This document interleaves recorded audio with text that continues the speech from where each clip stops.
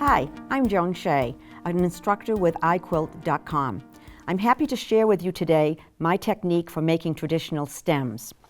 It's a wonderful way to do stems because you can make very, very narrow stems using this technique. If you're trying to make a tube and turning it inside out, you can't remain sane at the end of the project.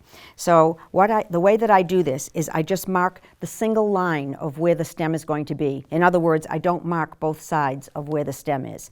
And then you cut your fabric. It has to have some stretch to it because especially if you're going around a curve.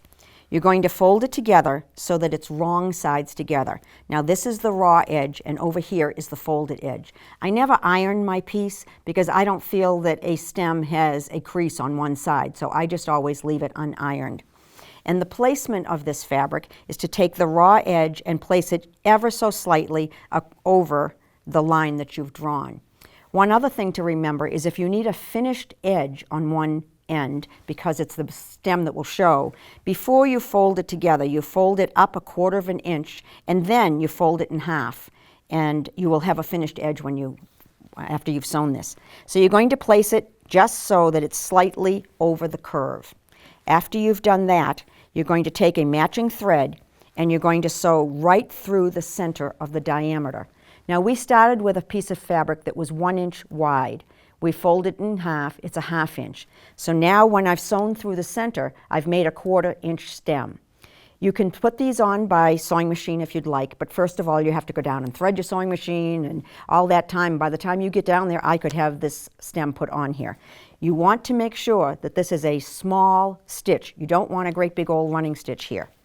After you've sewn that on, you're going to trim away the raw edge right close to next to where you did your stitching.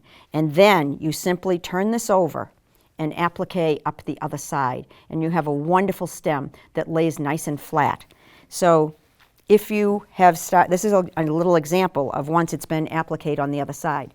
The reason that I had to do a very small stitch on the inside of that first stitching that I did is that becomes the finished edge on this side. So you want to make sure that that's going to be nice and small so that it will hold it in place. And then you're going to applique up the other side. If you start with a 1/2 inch piece of fabric, fold it in half, it's 1/4, sew it up through the center, then you've got your 1/8 inch stems that are almost impossible to do with any other technique. The other beauty of this technique is that you can start way over, this is the folded edge and this is the raw edge. If I start way over here and I angle my stitching and come up narrower at the top, once I've trimmed this away, I now have a stem that's wide at the bottom and narrow at the top. That's almost impossible to do if you're going to be sewing a tube.